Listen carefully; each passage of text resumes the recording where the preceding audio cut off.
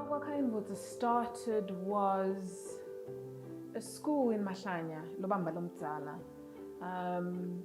had a number of students who were, the Form 5 students didn't have a teacher for English and they were preparing for their final exams. So a young man who was teaching English at Waterford at the time heard about the situation with the students and volunteered his Saturdays to come and help them get up to speed on their subject and prepare for their final exams. And in his interaction with these young people, he found out that it wasn't just a teacher for the subject of English that they didn't have.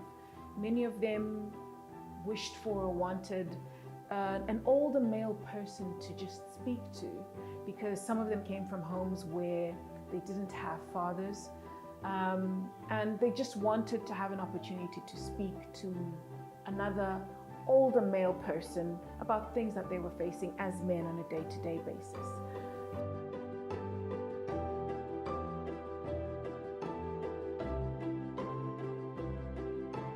Kwakha Indvodza was established when I was teaching high school English at Lobamba Lomdzala High School in Mahlanya. And we were doing composition writing. And in that time, when I received the entries back from the students, I realized that none of the male students in that class were writing about a positive male role model.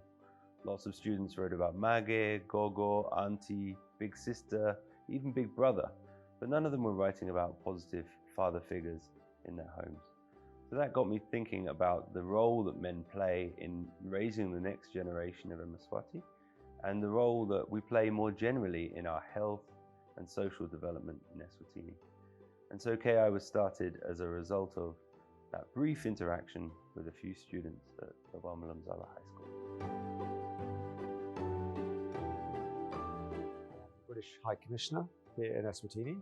So when I first arrived in the country in July last year, my country-based colleagues presented me with a list of people I should meet, not just in government, but in wider civil society. And this included Tom Churchard, the founder and executive director of Kwakha Indvodza, with whom we had been working to support some of their community-based engagement during the COVID lockdown.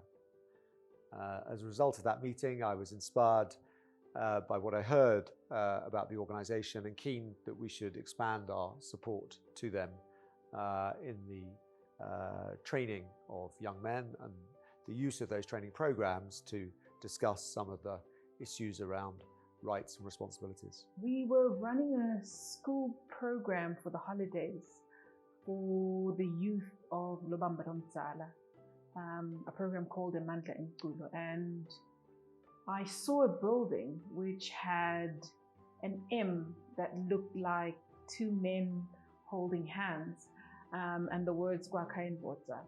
So out of curiosity, I asked some of the young people who were attending the program, and a young man told me about a male mentorship program, and that's how I first saw and heard about it. The American Bar Association is conducting two projects in the Kingdom of Eswatini. The first one started in 2019 and is in partnership with WAGE, which is Women and Girls Empowered.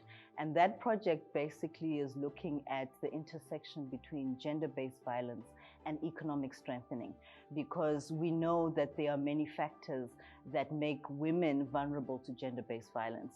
Unfortunately, economic strengthening is one of those factors. And so that project looks at law reform. It also looks at trying to transform gender norms so that people understand equality between men and women. And so Kwakha Indvodza is one of our local civil society partners. Kwakha Indvodza has been very important in terms of implementing this project because, as I mentioned earlier, one of the key things that influences discrimination against women are the socio-cultural norms that a society has. Bengibone kuye kube nema-activity lapha e-community center la bike kuhlangane khona ngama-weekend So bekuye kube nema-games e-youth kwesinye isikhathi, then kube nema-mentoring sessions. Then attract-eka-ke ngalawo ma-games ngokuya kuyodlala nalabanye abantwana. Before ngibe sisebenti kana nga-KI ezingisho earlier kuthi ngajoyina as lijaha or beneficiary yale program, and bekusesengabi nayi-organization but bekusese just a small project lesebenzisana namajaha. So from being lijaha ngaba assistant lead mentor chapter, bengi-assiste khona chapter coordinator na lead mentor with the admin just office and organizing ama-activities. Then from there ngabe sengiba chapter coordinator eMbuluzi. So that was 2017. Then from 2017 up to date, so I've been interacting with that different projects under Kwakha Indvodza.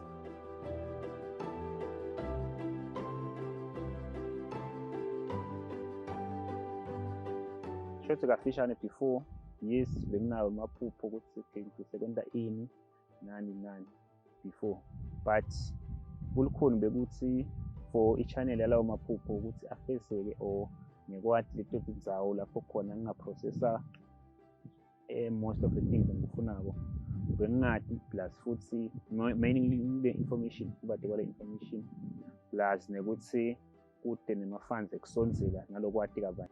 Even health-wise, most things ngokhanza ukuthi yes, ngiyakwati general ngiyakhuliseka ekhaya, but there were some stages lapho khona khanza ukuthi a good daily clarification. KI, I've met mentors who have positively contributed in my life to be the person that I am today. Back then, Namdenga believe maybe on myself, but they made me believe on myself and also achieve like certain things. Achieve, and being someone maybe who grow up without a positive father figure in my life, so having mentors like I like guide, I think for me that's what has been outstanding. So my name is Margaret Twala-Tembe. I work for UNFPA in Eswatini as head of office. Okay, we have a very good partnership with KI. It's more than 5 years. It started around 2016, 2017. And the main purpose for establishing a partnership with KI is because gender-based violence is very rife in Eswatini, and noting that their target group is men and boys, we thought it was important to partner with them.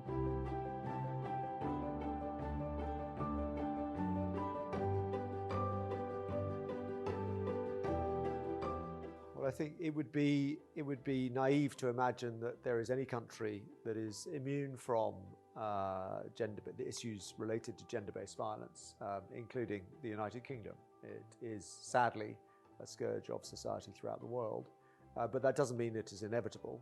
I think we all need to work very hard both to recognize the problem and its effects and consequences, which are obviously primarily related to the individual in terms of physical and psychological damage, but also have much wider consequences in terms of the economic and social damage to society as a whole. Each country will have its own specificities, its own cultural and contextual specificities which need to be addressed. But essentially, I think education and engagement are fundamental, and that's what Kwakha Indvodza's work seeks to do here.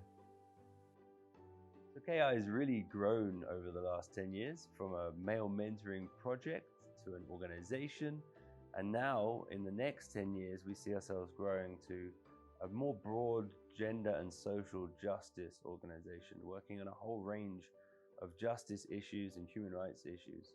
still engaging men and still focusing on the role that men can and should play in those issues.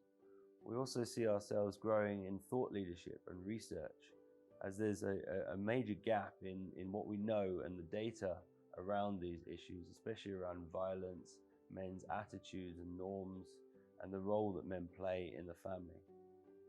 Another change that I would like, being an entrepreneur, is when you work for non-profit organizations, most of the time funding to keep the organization running comes from donors.